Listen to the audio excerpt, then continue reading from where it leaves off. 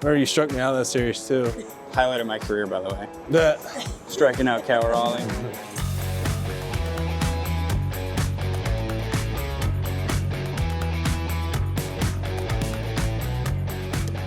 Cal, I thought it would be kind of fun to follow you at a time where we can't really follow you. So take us through what happens. We've talked about your pregame routines and we've talked about how you prepare a pitcher, but what happens once you got the equipment on? It is, what, about a half an hour before game time and you walk out on the field here? Yeah, just walk out, go to the bullpen, get loose, catch the pitcher, and go from there. That's about it. You got different routines. I think it took me a long time to realize, wait a second, you're not actually warming up the pitcher from the start. You've got your own stuff to do out there. Yeah, I mean, depending on what time of the year it is, and,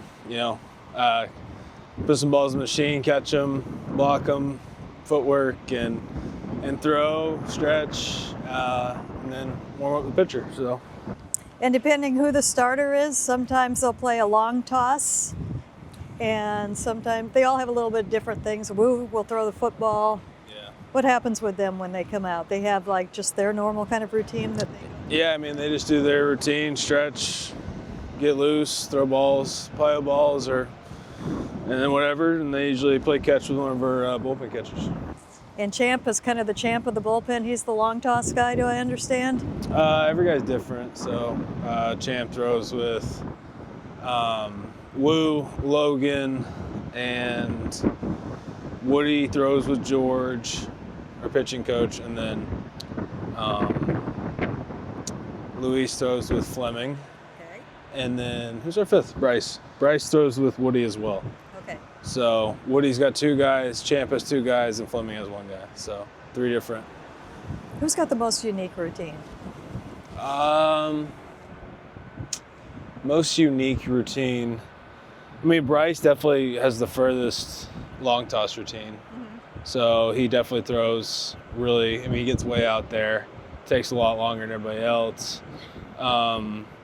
Logan's, I'd say, is the most, I guess, like you said, unique. He does like a lot of plyo balls, and he takes a long time to get loose. Not as much throwing, more so just, getting loose and his stretches and his heavy ball set. So it's kind of interesting.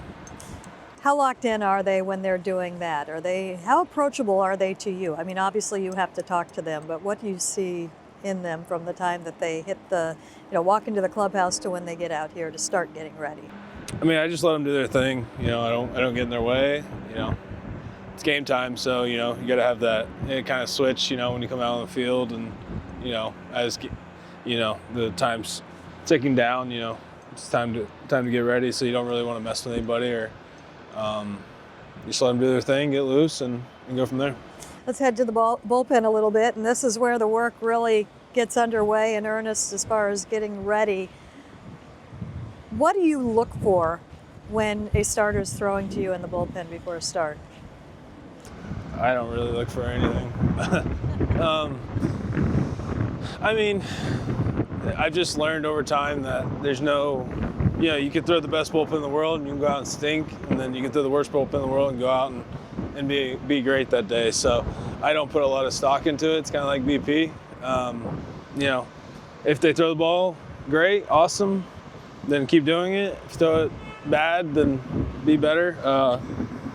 But I don't, like I said, I don't put a lot of stock into it. It's just warm-ups. Guys are getting loose. It is what it is. You take it, and it's really more just about, getting your body ready, trying to sync up, get your body in rhythm for game time. So, like I said, I've seen it both ways. When they're really good, they pitch bad. When they're really bad, they pitch well. Sometimes when they throw good, they throw good. And sometimes when they throw bad, they throw bad. So there's really no rhyme or certain recipe for, warming up in the bullpen and guys, correlating to their success. So obviously it's important to have a good routine, a good kind of consistent approach to throwing bullpens. That way you're, doing the same thing every time and you can get more consistent results. So, but, you try to help them, if they're, not landing something or, miss an arm side a little bit, maybe just tweak it a little bit, but it's not really time to go in there and mess around with too much stuff. When Logan had his record-setting day a few starts ago, you said you kind of saw something in that bullpen. Is that more of a kind of mindset at that point? No, yeah, his mindset was in a good spot, but to me, it just looked like he was doing a really good job of getting on top of his pitches. His stuff looked sharp, looked crisp in the bullpen. Like I said, getting on top of his pitches, really working downhill. So, it just looked like he was clicking and it was coming out of his hand the right way. When you guys walk back across the field, is there any talking? Not really. Not really. It's just like we're getting ready. Let's go. Sometimes, but yeah, there's nothing really to say. Everybody knows what needs to be done. So. And that's the total lock-in for both sides. Then I would imagine that's your game. Yeah. Your game face. Your game state of mind. Yeah, what is it? The phrase "what's understood doesn't always have to be said." So, it's just kind of how it is. Yeah. So it's kind of a quiet time then, walking from here to there. Let them do their thing. I don't need to get in their business. I don't want people in my business all the time. So, all right. let them do what they want and get ready for the game however they do. So, Was there anybody that when you first came up that you kind of learned a lot from in that regard, as far as their preparation and the game day, or was it all just kind of a continuation of what you had done to that point? No, I'd say just the game day itself, approaching hitters and scouting reports was all new, just because in the minor leagues, you just don't get that information. It's more about developing the pitcher and focusing on him rather than going attacking certain guys and what you need to do location-wise and pitch-wise. So I'd say that was the biggest thing. In the minor leagues, it's a combination of you want to go out and win and pitch well, but you also want to develop. And so there's just things boxes you have to check in the minor leagues versus in the big leagues. It's all about winning. So it doesn't matter about checking boxes or how you get it done. It's all about just doing it and going out and getting the best out of those guys that night. Let's go ahead and go take a look inside the bullpen for those who haven't seen it. Where's the door? How do we do it? It's over here. Where's Usually the it's door? open for me, so I don't know. Is that it? Yeah, it's right here. Right here? Yeah, usually it's open, so. Okay. Where's the door? Okay, so we see this from the above. Yeah. We come up this way. Hey! What's up, man? Look at this guy. What's going on? Gabe Not too Speier. much. Just hanging out in my second home. Right here. How you doing? What's up, brother? Are you mic'd up too? Oh yeah. Let's go. Let's go. We're What a doing this surprise. together. Yeah. You need to ask this guy questions. You don't need to ask me any more Well, questions. maybe you need to ask some questions. You mentioned wanting to interview someone once, and the first thing I want to say, everybody has a handshake or a fist bump or something like that. Is that Most people, yeah. most people? Mm-hmm. And you have to know all of them because you go through that line when Everybody, you come back in? everybody has usually something to do with everybody, so. Yeah. Ours is I call him Big Drip. He calls me Little Drip. I don't know this backstory. It kind of started 2 years ago when I first got here. And so he drips into my bucket and I drip into his bucket. That's kind of our handshake. But yeah, it's kind of random. I don't know how it started. Yeah. It's kind of weird. Yeah. It seems like it's a lot to know because we watch you guys when you come back to the dugout or when you go out or after a win. There's something different for absolutely. Do you ever get crossed up? No, you know every single one. You guys have got that down. Yeah. Who's got the most unique? Although that's very unique. Big Drip and Little Drip is pretty unique. I'd say our third base coach, Negron, has the most unique handshakes. Would you say that? Yeah, he's very in-depth. Yeah. When you don't have to play every day, you usually got a lot of time on your hands, so you can make up a lot of crazy handshakes. Yeah. So It's fantastic. coaches have a lot of good ones. Yeah. It's fantastic. Yeah. So, Gabe, we see you. You've got the mustache. You're the original mustache guy. You're on board. Things are good that have happened. I mean, are you proud of everybody kind of coming over to? Yeah, I'm glad to be deemed the original, but honestly, that's Brash is the one who came in. That's right. I saw him and Woody too, and I was like, all right, I'll do it too. And then everyone kind of started doing it, and now we're playing good, so we're keeping them rolling. It's the new thing, Mustache Club. Looked like Gino probably got close to one yesterday. Yeah. Not fully committed to it, but he got close. Maybe. Yeah? It takes time. It Yeah. takes time. All right. Cal, what do you like about what he does on the mound? I like a lot of it, honestly. He does a great job. I think with him, it's just every day, he's the same guy coming into the game, and he's not worried about mechanics. He's not worried about going in there and trying to be fine or finesse. He's going in there to get the batter out and to get 3 outs and help the team out, and he's the same guy every time. So it's fun when you got a bullpen like that. Guys that aren't worried too much about themselves or fighting internal problems. They're out there just get hitters out and help the team win, and it keeps it simple and it makes my job a lot easier. What's it like to throw to Cal? Well, I think the Platinum Glove speaks for itself. It's easy to work with. I feel like we're on the same page almost 100% of the time, and it's easy when you have a guy back there that you're on the same page with. I rarely shake Cal. He steals strikes for me, he throws guys out for me, he blocks balls for me. Does it all, really. And it's just nice. I think the biggest thing, like I said, is just being on the same page and trusting what he's putting down and really just going out and executing it the best I can. Got a question for Gabe? Oh, no. I don't know. People probably want to know what goes on down here, during the game or, maybe the early innings. Because, obviously we know what happens in the late innings, but I guess the early innings is when you guys are kind of, sitting and talking and, I'd say people probably want to know that. Yeah, I think that's a good one. This team is blessed with an unbelievable starting rotation. So we get a lot of time to kind of hang out and just enjoy the game. Lots of it's just kind of messing around, having a good time. And then, once the starter kind of gets around 60, 70 pitches, everyone, you'll see everyone start stretching, putting on their red hot, maybe taking some Advil. It is September, so that, that's more prevalent now than it was. But really just having a good time until that fourth, fifth inning. And then everyone kind of locks in and gets ready to do their job. And I'd say that's kind of the gist of it. Some of the conversations, aren't appropriate for this video you guys are making Got a here. lot of time. But we're having a good time out there, really. And like I said, it's such a good thing to have such a great starting rotation that we really just get to relax until that pitch count gets up, and then we all start getting ready. Cal, have you ever, at the end of the season, come sit out here or had an opportunity to come sit out here? I've heard of some guys doing that before. No. I guess early in 22, we only had one bullpen catcher. I don't know why. But they were sending the guy who wasn't.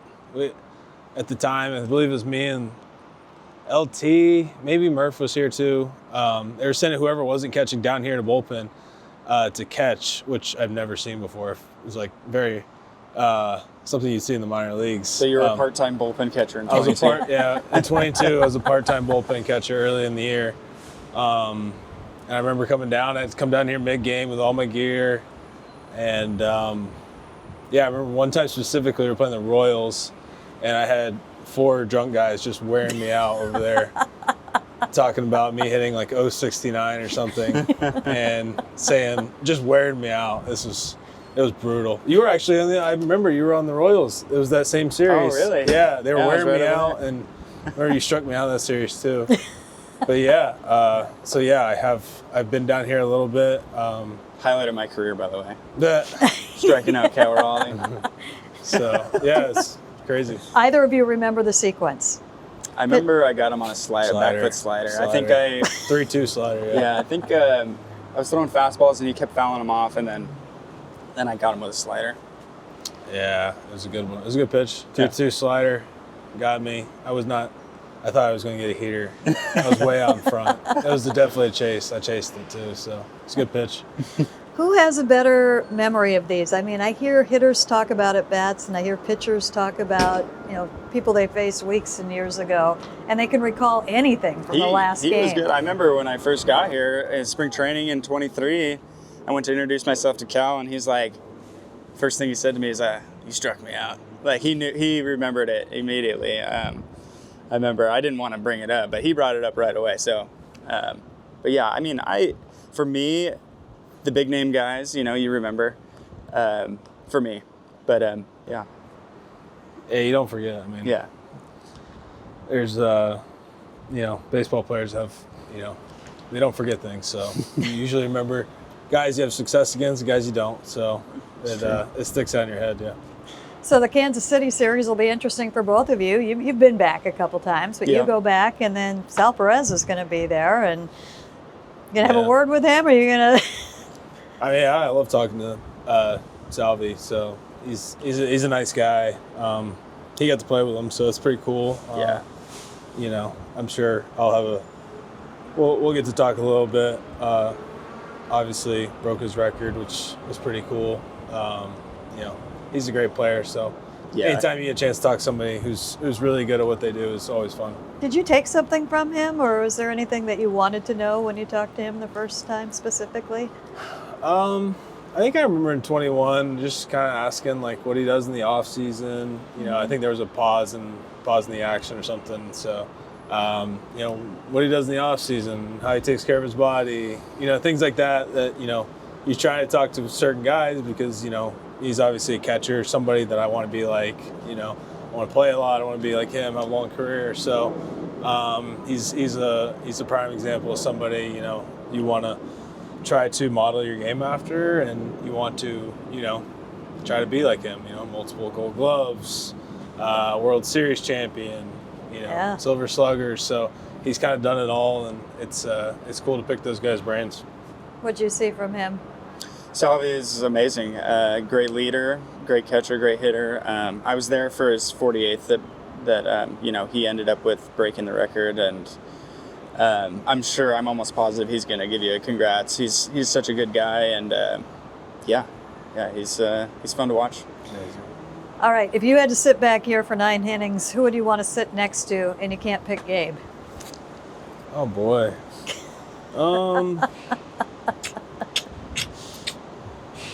Can't pick Gabe. I don't know. It'd be kind of interesting to talk to a lot of the guys. I wish that I could speak Spanish so I could talk to some of those guys, but I wouldn't understand what they're saying. So I would just kind of be in the dark there. I'd probably, I don't know. I like the bullpen catchers a lot. Maybe talk to Brash a little bit. I'd stay far away from the fans because all they do is ask for balls, and it's. I mean, how many times do you think you get asked per game for a ball? Per day? How many? On average? Over 50 times. Yeah, so Yeah. you need to start playing the quarter game, and nobody carries quarters anymore. So Yeah, especially when you're warming up right here, they're just all leaning over it's such a asking for great balls. bullpen because of nobody really has access to it like this, and Yeah. it is a really pretty awesome bullpen, but like fans, I mean, people are ruthless asking for balls all the time. It's just like I can't give everybody a ball, so I wish more people could understand that. Yeah, Like, you give one away and then you're done for. yeah, you can't. Yeah. It's almost like you can't even give one away. So, And then Randy might get mad at you. well, it's different when you're out there because you're not dealing. You're Yeah. You're so far away from everybody. When you're on top here, they're literally on top of you. They're yelling at you from 2 feet away. And Yeah. I can't give everyone a ball. I'm sorry. Like, How about a smile? Yeah. I don't want You that. know what Pete Woodworth does, don't you? No, I At the haven't. end of every I've never heard. series, or it's at the end of every homestand or every series, probably every homestand, last game, he takes a bag of balls out there and he throws it to all the fans. Oh, wow. I didn't know that. Yeah, so we he's have- getting good points there. I mean, it's a lot of baseballs. One of our bullpen catchers, Champ, he takes care of it. He's the ball thrower to all the fans, so kind of gives us a break from all of it. Well, I appreciate you guys coming out and telling some stories here and showing us the bullpen. Yeah, thanks for including me in the Superstar show. And a good memory, too. How about that? Nice surprise here today. All right.